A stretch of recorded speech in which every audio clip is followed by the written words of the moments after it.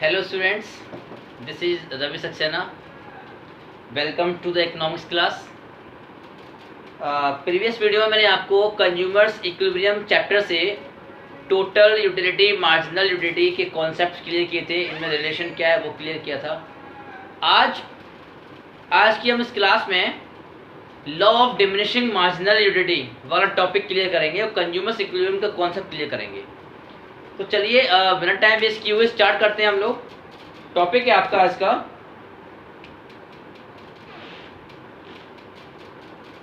Law of diminishing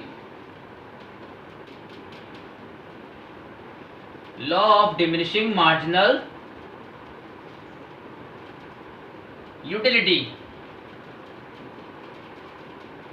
law of diminishing marginal utility आपने पिछले example में, पिछली वीडियो में, लास्ट वीडियो में आपने एग्जाम्पल में देखा भी होगा, टेबल जो मैंने आपको बनवाई थी कि मार्जिनल यूटिलिटी हमेशा डिमिनिश होती है, डिक्रीज होती जाती है।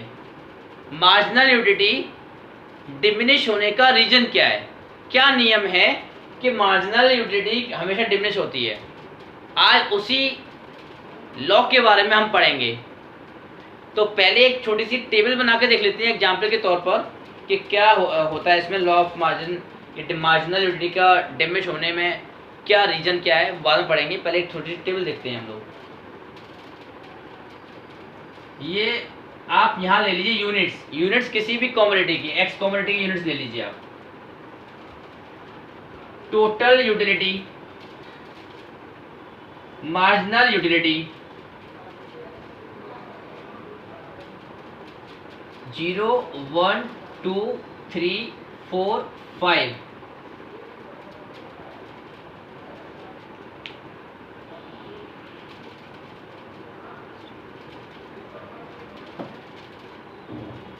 सिक्सटीन, 31, 44 ये सारे इमेजिनरी नंबर्स हैं।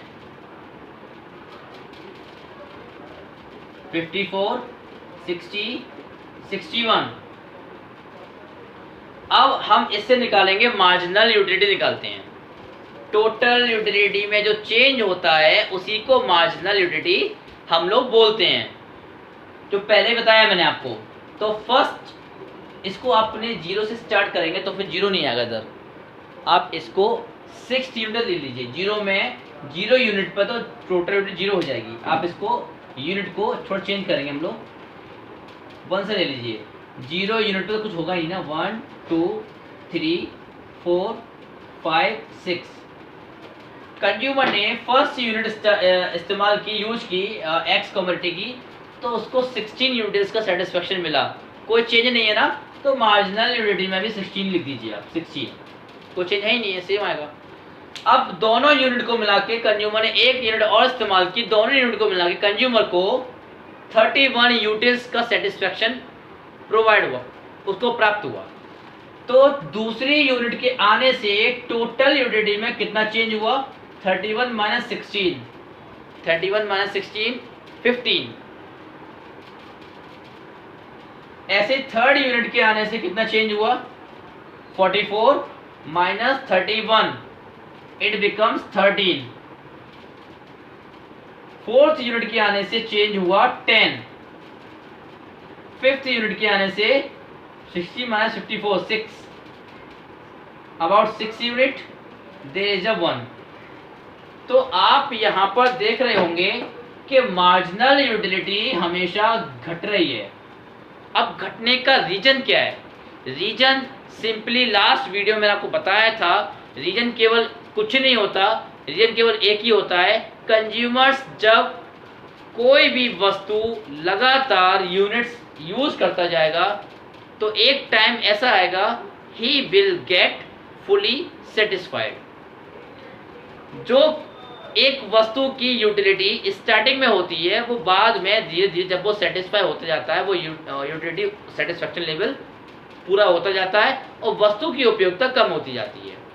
मैं किसी चीज़ को यूज़ करते जाऊं तो उस वस्तु से मैं सेटिस्फाई होता जाऊंगा और उस वस्तु की यूटिलिटी मेरे लिए कम होती जाएगी बार बार। अभी इसी के साथ हम ये लॉ पढ़ते हैं। ये लॉ क्या कहता है? Law of diminishing marginal utility. घटती हुई मार्जिनल यूटिलिटी का नियम क्या कहता है? ये नियम ये कहता है as more units of a commodity, यानी वस्तु, more units of a commodity are consumed by a consumer, यानी कि एक कंज्यूमर के द्वारा ज़्यादा से ज़्यादा यूनिट्स एक वस्तु की यूज की जाती हैं कंज्यूमर के द्वारा, तो द मार्जिनल यूटिलिटी ड्राइव्ड उत्पन्न होती है, जो derived from each additional unit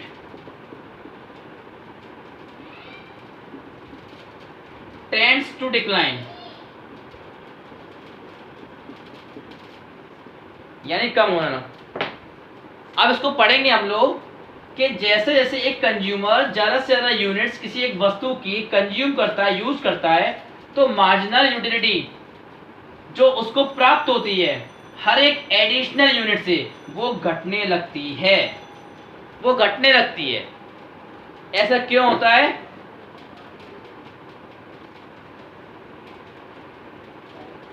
just because of satisfaction of consumer, क्योंकि कंज्यूमर्स वस्तु से सेटिस्फाई होता जाता है और वो वस्तु की यूटिलिटी उसके लिए, मार्जिनल यूटिलिटी उसके लिए कम होती जाती है। इस लॉ को, जब ये सेटिस्फैक्शन लेवल से जुड़ा हुआ है कॉन्सेप्ट, तो इसको हम लोग फंडामेंटल लॉ ऑफ सेटिस्फैक्शन भी कहते हैं। This law is also known as fundamental. This law is also known as fundamental law of satisfaction. Satisfaction का फंडामेंटल लॉ भी कहते हैं इस कॉन्सेप्ट को, यानी कि law of diminishing marginal utility को फंडामेंटल लॉ ऑफ सेटिस्फैक्शन भी हम बोल सकते हैं, because this concept is directly concern with the related with the satisfaction level. अब ऐसा क्यों होता है? हमने पढ़ तो लिया इस चीज़ को कि एडिशनल यूनिट से प्राप्त होने वाला जो सेटिस्फैक्शन होता है, जो मार्जिनल यूटिलिटी होती है, वो कम होती जाती है ज़्यादा से ज़्यादा यूनिट कंज्यूम करने पर। आपको लगता है ऐसा होता होगा? एग्जाम्पल मैंने आपको दिया था स्टार्टिंग में कि जो फर्स्ट यूनिट की यूटिलिटी होती है, किसी वस्तु की फर्स्ट यूनिट की जो यूटिलिटी होती है, वो सबसे ज़्यादा होती है। अब आपको बहुत तेज भूख लगी है, बहुत तेज भूख लगी है, and you want to eat something immediate, आपको तुरंत खाना है कुछ, तो आप जो खाना खाना शुरू करते हो, पहली रोटी खाओगे आप, आपको बहुत ज़्यादा वो संतुष्टि प्रदान करेगी, बहुत ज़्यादा सेटिस्फैक्शन प्रोवाइड करेगी। उस रोटी की फर्स्ट यूनिट, यानी रोटी फर्स्ट यूनिट एक यूनिट मान लो, एक रोटी एक यूनिट, उस रोटी की यूटिलिटी आपके लिए बहुत ज़्यादा होगी। फिर जैसे जैसे आप लगातार रेगुलरली उसको कंज्यूम करते जाओगे, एक रोटी, दो रोटी, तीन, चार, तो फिर बाद में जो रोटी आपको सबसे पहली वाली रोटी बहुत अच्छी लग रही थी, अब आके जब पेट भरने लग गया, सेटिस्फाई, भूख शांत होने लगी आपकी, सेटिस्फाई होने लगे, तो आपकी रोटी के लिए, रोटी की यूटिलिटी आपके लिए कम होती जाएगी, क्योंकि आप सेटिस्फाई हो चुके हो।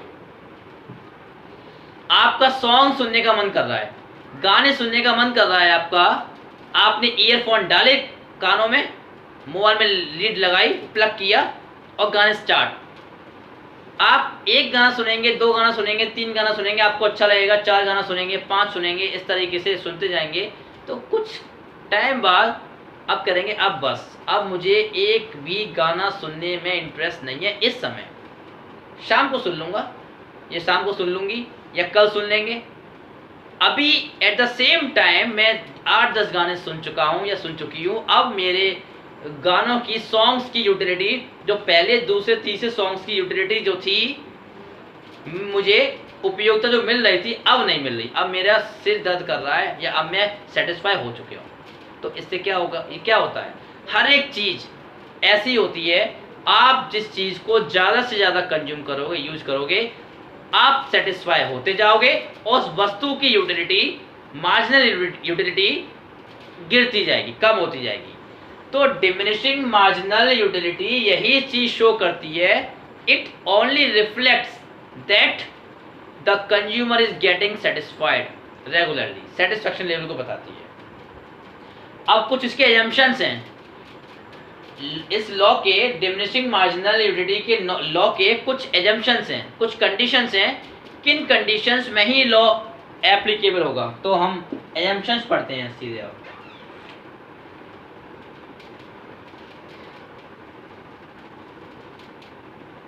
Assumptions of the law,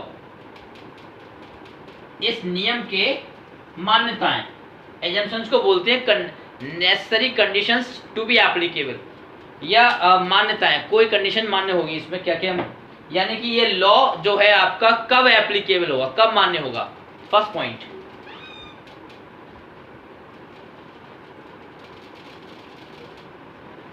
only standard unit,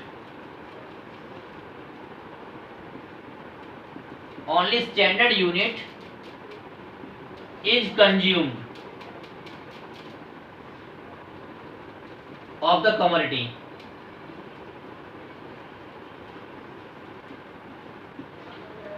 हर एक कमोडिटी पे ये नियम लागू होता है, लेकिन उस कमोडिटी की ये एक शर्त है, उस वस्तु की स्टैंडर्ड यूनिट ही कंज्यूम की जाए। स्टैंडर्ड यूनिट का मतलब है उस वस्तु की एक स्टैंडर्ड यूनिट जो बन रही है। मैं आपको एग्जांपल देता हूँ उसमें, आपका बिस्किट खाने का मन कर रहा है, आपने क्या किया, एक बिस्किट का पैकेट लिया और बिस्किट का पैकेट लेकर आपने क्या किया, उसमें से एक बिस्किट निकाला और खा लिया और कह रहे हैं मैं अभी भी सेटिस्फाई नहीं हुआ। ये नियम गलत है, ये नियम गलत है। मैं इस बिस्किट की यूटिलिटी अभी भी मेरे लिए बहुत हाई है। एक और बिस्किट निकाला और वो भी खा लिया, 2-3 बिस्किट उन्होंने खा लिए, वो भी खा लिए। अब आप कहेंगे कि ये नियम कहता है 4-5 यूनिट के बाद और लगातार कंज्यूम करने के बाद इस मार्जिनल यूटिलिटी यानी यूटिलिटी गिरने लगती है वस्तु की, लेकिन मेरे तो नहीं गिर रही है, ये नियम गलत है। तो ये आप समझो जरा इस चीज़ को, ये नियम क्या कहता है। स्टैंडर्ड यूनिट, बिस्किट की स्टैंडर्ड यूनिट क्या होगी, एक बिस्किट नहीं, बिस्किट का एक पैकेट, बिस्किट का एक पैकेट जो होता है वो माना जाएगा यूनिट में, एक बिस्किट नहीं। ऐसे ही एक रोटी मानी जाएगी यूनिट में, रोटी का एक बाइट नहीं। ऐसे एक चाय पीने का मन कर रहा है तो चाय आप चम्मच से पी रहे हैं तो चम्मच में जो चाय है वो यूनिट नहीं मानी जाएगी। A cup of T will be a standard unit of T, एक चाय का कप पूरा भर के। तो ये इन कंडीशन में ये लॉ एप्लीकेबल होता है, समझ रहे ना पॉइंट को। अब सेकंड एजम्पशन क्या है इसका, consumption, consumption of the commodity, commodity मतलब वस्तु, of the commodity should be continuous, should be continuous और रेगुलर, कुछ भी कह लो। यानी कि इसमें ये बोला गया है जो वस्तु का कंजम्पशन किया जा रहा है, यूज किया जा रहा है, वो लगातार होना चाहिए। ऐसा नहीं है कि मैंने एक बिस्किट का पैकेट अभी खा लिया या 2 बिस्किट अभी खा लिए, 2 बिस्किट पैकेट में 2 घंटे बाद खा लिए, ये नहीं, ये नहीं चलेगा। फिर आप बोलो ये नियम गलत है, इस बिस्कुट मुझे अभी भी अच्छे लग रहे हैं। किसी एक प्रॉपर टाइमिंग पर जब आप किसी चीज़ की यूटिलिटी जज कर रहे हैं उसी सेम टाइम पे जज करें। भूख तो हमें सुबह शाम लगती है, सुबह भी हम खाना खाते हैं, शाम को भी हम खाना खाते हैं। फिर आप कहोगे नियम गलत है, मैं तो कल भी खाना खाया था, मैं तो आज भी नहीं, एक टाइम में अभी खाना खाना शुरू करते हैं तो अभी का टाइम लीजिए आप, अभी उस वस्तु की यूटिलिटी आपके लिए कम होती जाएगी, ठीक है ना। तो ये बोला गया है कंजम्पशन कमोडिटी का लगातार होना चाहिए, ऐसा नहीं है 1 यूनिट आपने आय इस्तेमाल किए, 1 यूनिट कल इस्तेमाल करें, 1 यूनिट परसों इस्तेमाल करें, तो ये नियम लागू नहीं होगा। ये नियम एप्लीकेबल तभी होगा सभी वस्तुओं पर जब ये दोनों अजम्पशन फॉलो की जाएंगे।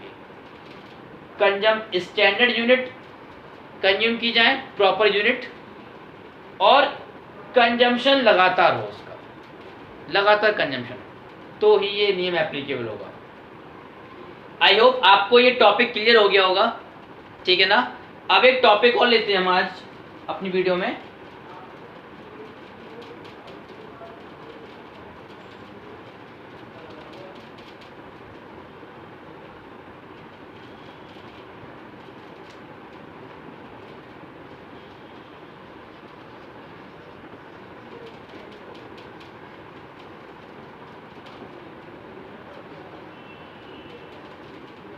कंज्यूमर्स इक्विलिब्रियम, उपभोक्ता संतुलन। कंज्यूमर्स इक्विलिब्रियम, कंज्यूमर इक्विलिब्रियम में कब होता है, एक कंज्यूमर संतुलन में कब होता है? तो इसका मतलब केवल एक ही है, एक consumer is said to be in equilibrium, एक consumer is in equilibrium when at his given income he maximizes his level of satisfaction।